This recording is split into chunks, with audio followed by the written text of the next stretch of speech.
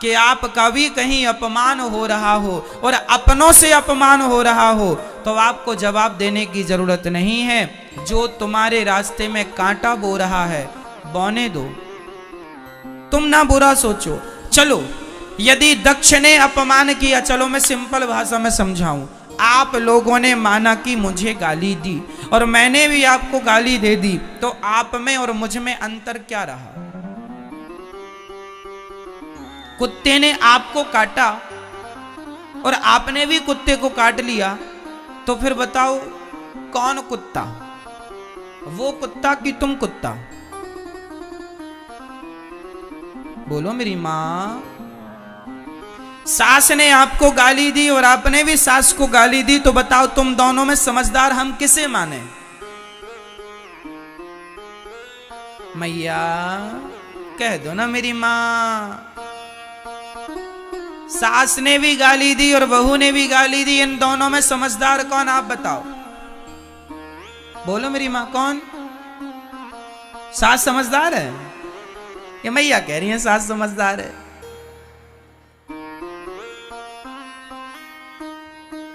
सास ने गाली दी और बहू ने भी गाली दी, इसमें दोनों ही मूर्ख हैं।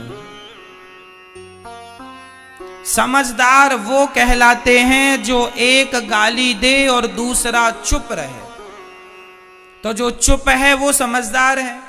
क्योंकि हमारे यहां सिंपल कहावत है, कुत्तों के मुंह नहीं लगा जाता। जो गाली दे वो कौन, भौंकता कौन है? आज सास भौंक रही है तो तुम भी भौंकोगी क्या? आज बहू भौंक रही है, तुम भी भौंक लो। जो भौंक रहा है वो कौन है? कुत्ते के वंशज हैं। भौंकते रहो।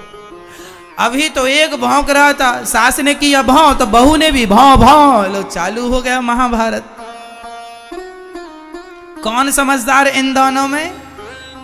कोई नहीं। इसलिए हम आपसे कहते हैं अपनी समझदारी का परिचय दो। कोई शंकर जी को गालियां दक्ष ने दी, क्या शंकर जी ने गालियां दी? भगवान कृष्ण को शिशुपाल ने कितनी गालियां दी? बोलो मेरी मां। मैया जी कितनी? 100 गालियां भगवान ने चुप रहकर सुनी कि नहीं? यदि भगवान होकर 100 गालियां चुपचाप सुन लेते हैं, तो हम और तुम इंसान होके 10-20 गालियां क्यों नहीं सुन लेते? क्यों कुत्तों की मुंह लगते हो? और अपने आप को आप लोग समझते हैं हम बड़े समझदार हैं, हम जवाब दे रहे हैं। अरे मां, कहां जवाब देना है कहां नहीं देना, यह भी एक समझदारी का विषय ही है। सबको जवाब नहीं दिया जाता है ना। क्या जवाब दें हम इनको? तुम ना दो, भगवान दे देंगे जवाब। जब तुझसे ना सुलझे तेरे उलझे हुए धंधे, तो भगवान के इंसाफ पे छोड़ दे ए बंदे। वही तेरी मुश्किल आसान करेगा, जो तू ना कर सका वो भगवान करेगा।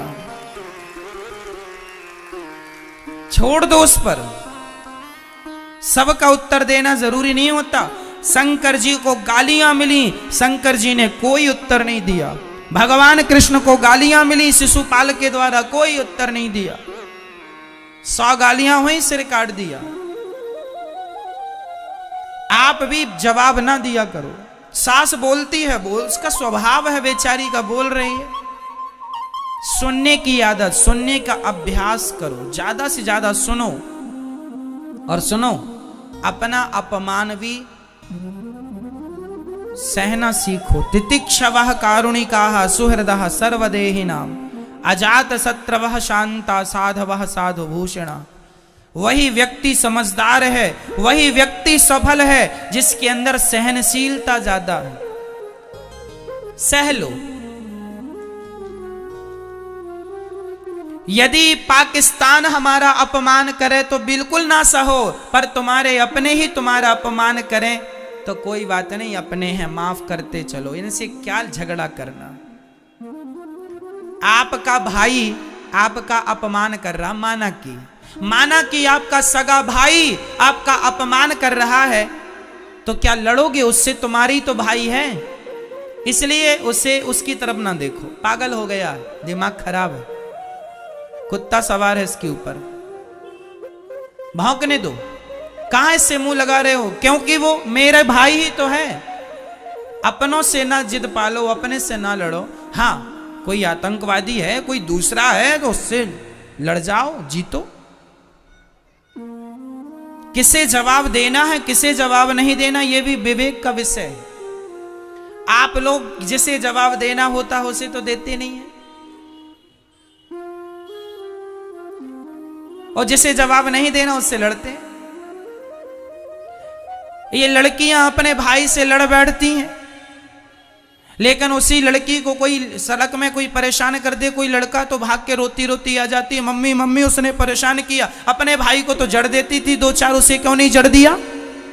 जिससे लड़ना हो उससे तुम लड़ती नहीं हो, और जिससे लड़ना नहीं उससे लड़ती हो। क्यों? तो किसके सामने चुप रहना है, किसके सामने बोलना है, यह विवेक का विषय है। जब तुम्हारी लड़ाई तुम्हारी सास से हो, मां से हो, भाई से हो, तो इन रिश्तों में जहर ना घोलो, इनसे कोई उत्तर ना दो। ये कह रहे हैं चलो गुस्सा है बोलने दो, हम लड़के किससे लड़ रहे? भाई से। क्या मिल जाएगा भाई से लड़के? इनसे कोई उत्तर नहीं। लड़ना है उनसे लड़िए, लड़ना है भ्रष्टाचार के खिलाफ लड़िए, आवाज उठाइए। लड़ना है किसी के साथ अत्याचार हो, अनाचार गलत हो रहा, उसके पक्ष में खड़े हो जाइए, लड़िए।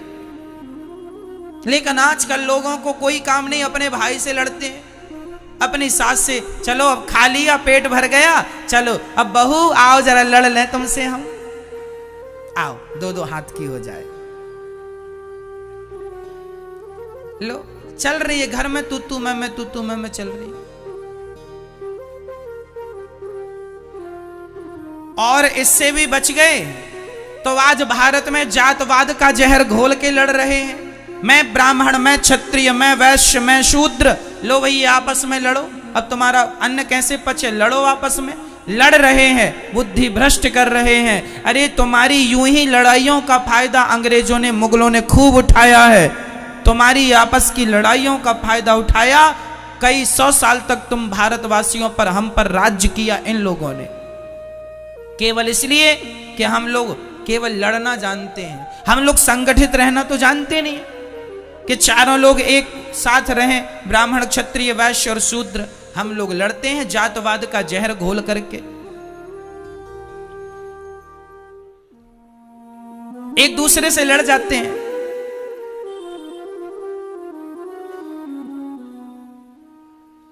ऐसे ही लड़ो आपस में। कल फिर कोई और आएगा तुम्हारे देश में कब्जा कर लेगा, फिर करना उसकी गुलामी। आदत हो गई है गुलामी करने की तुम्हारी, कभी मुगलों की कभी अंग्रेजों की। अब ऐसे फिर लड़ो, फिर करना किसी की गुलामी। मेरी मां, मेरे नौजवान दोस्तों, जाग जाओ, सबको गले से लगाओ। कोई जातवाद नहीं है। गुर्जर कहता है मैं बड़ा, जाट कहता है मैं बड़ा, ब्राह्मण कहता है मैं बड़ा, क्षत्रिय कहता है मैं बड़ा।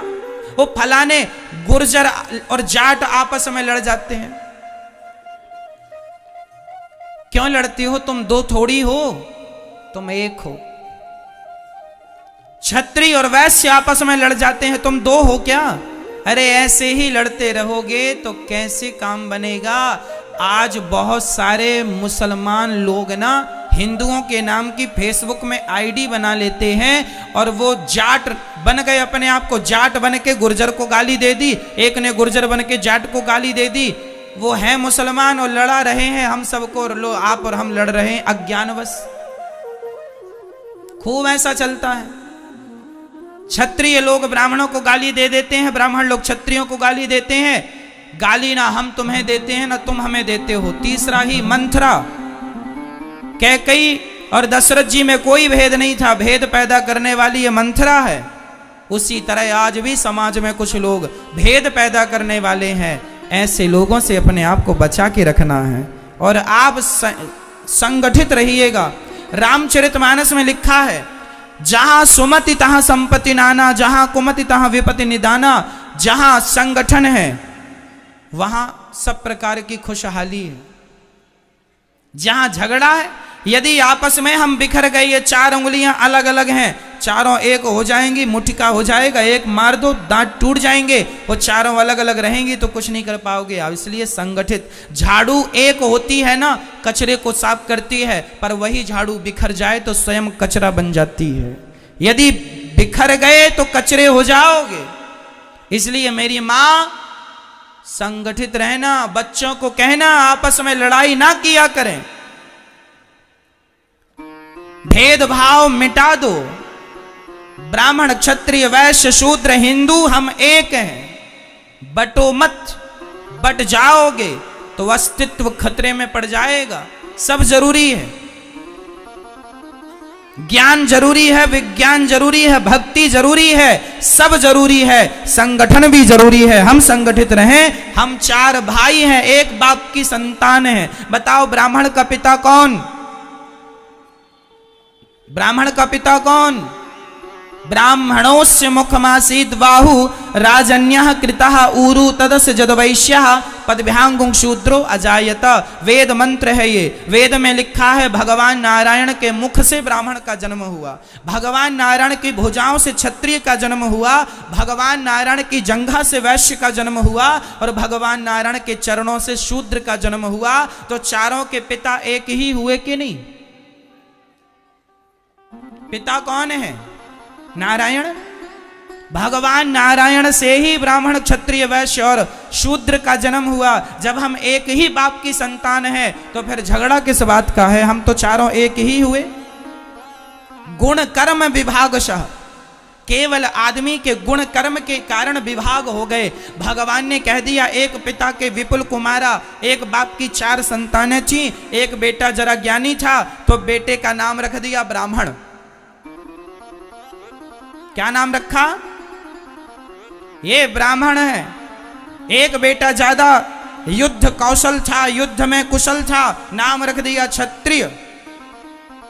एक जरा पैसे पे जरा ध्यान था तो नाम रख दिया वैश्य। और एक बेटे का सेवा में मन था, तीनों का सहयोग करता था, तीनों से प्यार करता था, उसका नाम रख दिया शूद्र। एक्चुअली शूद्र जात नहीं है, ब्राह्मण जात नहीं है, क्षत्रिय कोई जात नहीं है। ये तो हमारे बाप दादों के नाम थे। ब्राह्मण नाम का आदमी था, उसकी जितनी संतान हुई तो ब्राह्मण के नाम से जानी गई। क्षत्रिय नाम के आदमी की जितनी संतान हुई क्षत्रिय के नाम से। हम लोग एक ही पिता की संतान है। मूल में पिता एक है, नारायण। केवल व्यवस्थाएं बनाने के लिए चार विभाग किए गए कि ब्राह्मण वेद बचाएंगे, क्षत्रिय अपना देश बचाना, वैश्य पैसा बचाना और शूद्र इन तीनों का सपोर्ट करना। क्यों ये व्यवस्था बनाई? आपके घर में भी बेटी का विवाह होता है तो आप लोग भी व्यवस्था बनाने के लिए किसी को मंडप की सेवा संभाल दे देते हैं, किसी को खाने पीने की सेवा, सो तुम खाने पीने की संभालना, तुम मंडप की संभालना, तुम बारातियों को नाश्ता पानी की संभालना। भाई व्यवस्था बनाई जाती है कि नहीं? काम सौंपा जाता, तुम ये काम कर लेना। हमारे देश में भी आजकल देखो ना, एक प्रधानमंत्री होते हैं, एक राष्ट्रपति होते हैं, एक खाद्य मंत्री होते हैं, एक गृह मंत्री होते हैं, एक उद्योग मंत्री होते हैं। ये व्यवस्थाएं हैं। उद्योग का काम करना है, उद्योग मंत्री से मिल लो, और दूसरे काम है तो इन मंत्री से मिल लो, उन मंत्री से मिल लो। क्यों भाई? ये व्यवस्थाएं हैं। फलाना मंत्री, फलाना मंत्री, फलाना शिक्षा का संबंध है तो शिक्षा मंत्री से बात करो। पैसे की दिक्कत है, वित्त मंत्री से बात करो। क्यों? ये व्यवस्थाएं हैं। उसी प्रकार भगवान ने व्यवस्थाओं के लिए चार लोगों को बनाया, ब्राह्मण क्षत्रिय और वैश्य। चार एक ही बाप की संतान है, लेकिन अज्ञानता इतनी आ गई कि हम लोग आपस में आगे चल के लड़ने लग गए। मैं ब्राह्मण हूं, मैं क्षत्रिय हूं, मैं वैश्य हूं, मैं शूद्र हूं। अब जरूरत नहीं है इसकी कि मैं ब्राह्मण हूं, मैं क्षत्रिय हूं, मैं शूद्र हूं। बस जरूरत इसकी है कि हम सनातनी हैं, हम भारतीय हैं। गर्व से कहो हम हिंदू हैं, हम हिंदू हैं, हम हिंदू हैं। धरा ये जिस पर घूम रही हम उसी केंद्र के बिंदु हैं। गर्व से कहो हम हिंदू हैं, हम हिंदू। तुम बट गए जातवाद के नाम पर, फिर तुम पर कोई हमला करेगा।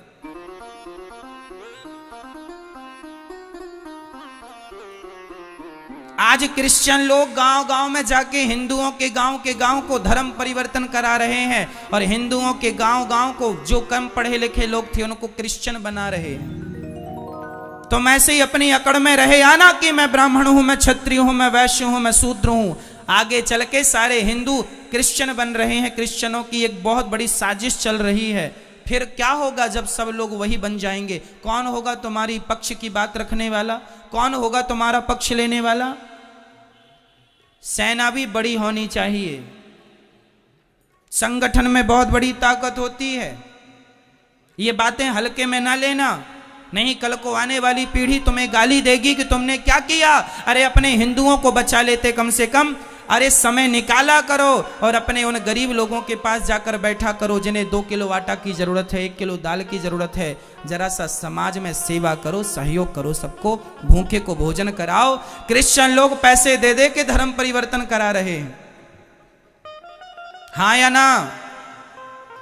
और तुम लोग केवल अपनी अकड़ में 20 लाख की गाड़ी लेना है, 50 लाख की गाड़ी लेना है, गाड़ी घोड़े में पैसे लगाओगे। अफगानिस्तान का क्या हुआ?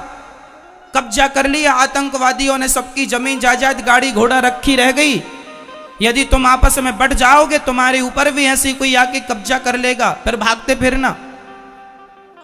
इसलिए आज सनातन को बचाने की जरूरत है। चलो हम ये नहीं कहते कि तुम मुसलमानों को हिंदू बनाओ, हम ये नहीं कहते क्रिश्चियनों को हिंदू बनाओ। जो हमारे हिंदू भाई हैं उन्हें तो बचा लो, जो धर्म परिवर्तन करने में लगे हुए हैं उन्हें तो गले लगा लो, उन लोगों को तो हृदय से लगाओ, नहीं तो बहुत नुकसान होगा। और नुकसान सबका होगा। देश गुलाम हुआ, सबका नुकसान हुआ।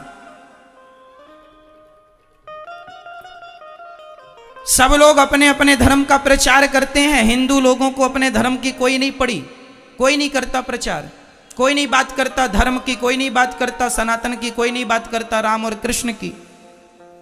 दया ही नहीं है लोगों के आगे। आज लोग, एक गरीब बाप गांव में मैंने देखा है साहब, कि गांव का गरीब आदमी गिड़गिड़ाता है, भैया बेटी का विवाह जरा 5,000 दे दो। तो गांव का जो धन्ना सेठ होता है ना, वो 5,000 देता तो है पर ब्याज लेता है 10%, 15%, 5,000 का। अरे उस आदमी को ये तो समझ आए कि पागल, वो गरीब आदमी है, उसके बेटी का विवाह है, 5,000 दे दो। बेटी के विवाह में ईश्वर ने तुम्हें देने के लायक बनाया है, दे दो। उस गरीब आदमी से तुम ब्याज वसूलोगे? अरे दे दो 5,000, महीने 4 महीने में वापस कर देगा वो। क्या कि तुम 5,000 का ब्याज लगाए बैठ गए? कोई लाखों की बात हो तो बात 10-5,000 में तुम ब्याज लेते हो, कितना पैसा कमा लेते हो इससे? घोर नरक जाओगे। ईश्वर ने तुम्हें धन दिया है, इसका अर्थ ये नहीं कि तुम उसका दुरुपयोग करो। धन दिया है तो इसलिए दिया है कि तुम जरूरतमंदों की सेवा कर सको, दीन दुखियों को गले लगा सको, किसी गरीब आदमी की तुम मदद कर सको।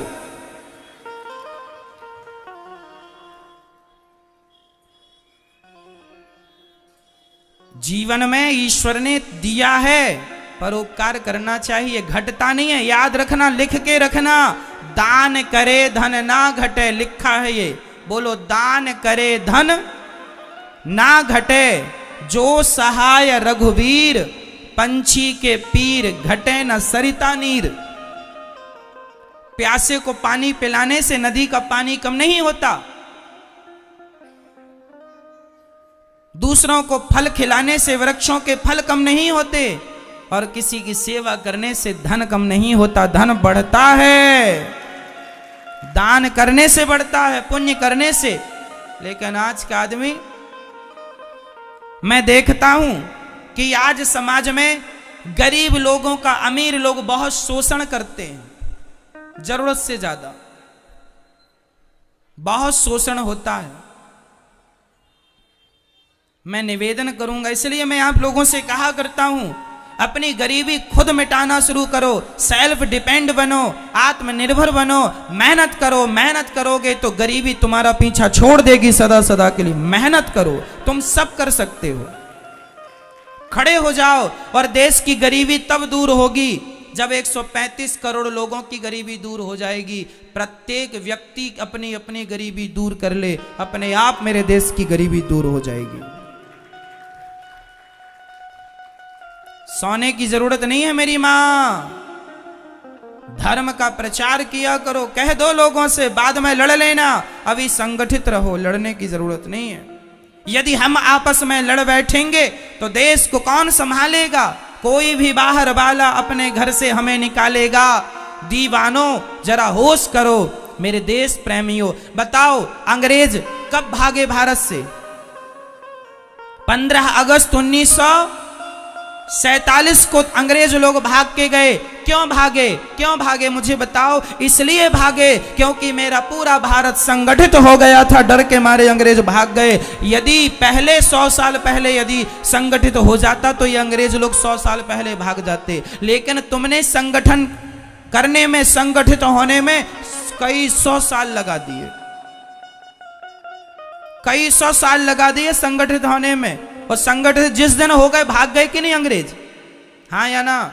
फिर कितनी बड़ी ताकत है संगठन की, इसलिए संगठित रहना मेरी मां। और जातवाद कोई लेके आए, घुसने ना देना घर में। कोई जातवाद नहीं, हम सब एक हैं। हमारे गांव का ब्राह्मण भी, क्षत्रिय भी, वैश्य भी, शूद्र भी, मैं अपने गांव जाता हूं ना तो मैं अपने गांव में सबसे मिलता हूं, सबसे राम राम करता हूं। ब्राह्मण हो, क्षत्रिय हो, वैश्य हो, शूद्र हो, मैं अपने गांव के शूद्र भाइयों के पास जाके भी बैठता हूं और पूछता हूं कि तुम्हें कोई जरूरत तो नहीं है? गरीब परिवार की बेटियां यदि दिखती हैं मुझे, मैं तुरंत कहता हूं कि जब इसका विवाह हो तो बता देना। जब से दास अनिरुद्ध ने होश संभाला है तब से हमारे गांव में किसी भी बेटी का विवाह होता है गरीब परिवार की, सबकी बेटियों के विवाह में भोजन की व्यवस्था दास अनिरुद्ध कराता है। जितने बाराती आएंगे सहयोग हो यहां से होगा। गरीब हो तुम, मदद करेंगे। ईश्वर ने इस लायक बनाया है, करो। अरे 10-20 हजार में तुम्हारा कुछ नहीं घट जाता, पर 10-20 हजार में गरीब आदमी की बेटी का विवाह निपट जाता है। बनाया है तो करो, बांध के ले जाओगे। सभी में बांट कर खाए उसे इंसान कहते हैं। मैं बताता नहीं हूं, न बताने की जरूरत है, पर जीवन में ईश्वर ने योग बनाया है तो आपको करना चाहिए। अपना पेट तो पशु पक्षी भी भर लेते हैं, पर सभी में बांट कर खाए उसे इंसान कहते हैं। पराया दर्द अपनाए उसे इंसान कहते हैं। मैं छुआछूत नहीं रखता बिल्कुल। हमारे गांव में जितने लोग हैं सारे लोग, चाहे मोची समाज हो चाहे कोई, मैं सबको बैठता हूं, सबके पास बैठता हूं, सबको अपनी तरफ से राम राम करता हूं, सबके साथ बैठता हूं, बगल में बैठता हूं, सबका हालचाल पूछता हूं, भैया कैसे हो, सब आनंद है, कुशल मंगल है। सबसे हंसता हूं, सबसे बात करता हूं, सबको गले लगाता हूं। यहां गौरी गोपाल वृद्धाश्रम में भी मेरी वृद्ध माताएं रहती हैं। यहां सब प्रकार की माताएं रहती हैं, ब्राह्मण मैया, क्षत्रिय मैया, वैश्य मैया, शूद्र मैया। आज तक मैंने किसी मां से जात नहीं पूछी कि मां तुम्हारी जात क्या है। मैं केवल सबके पांव दबाता हूं, चाहे मैया कोई भी जात की हो, मुझे क्या करना। मां की जात कोई नहीं होती, मां तो सिर्फ मां होती है। मैंने तो जात पात का भेद मिटा दिया आपकी आंखों के सामने। आपके देख लो गौरी गोपाल वृद्धाश्रम में माएं सब प्रकार की हैं, ब्राह्मण, क्षत्रिय, वैश्य, शूद्र। पूछ लेना कि मैंने किसी से जात तो नहीं पूछी, आज तक मैंने किसी से ना जात पूछी, केवल सेवा किया है मैंने, केवल सेवा। मैं नहीं मानता, मैं ये मानता हूं कि ईश्वर की सब संतान है, प्यार से रहो। गले लगाने में ज्यादा अच्छा है, नफरत घृणा रखने में अच्छा नहीं है। क्यों?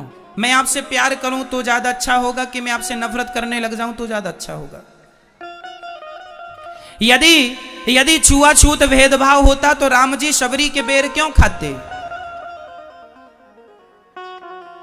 राम जी ने भेदभाव नहीं रखा, हमारे भगवान थे, तो फिर हम भेदभाव काहे का रखें?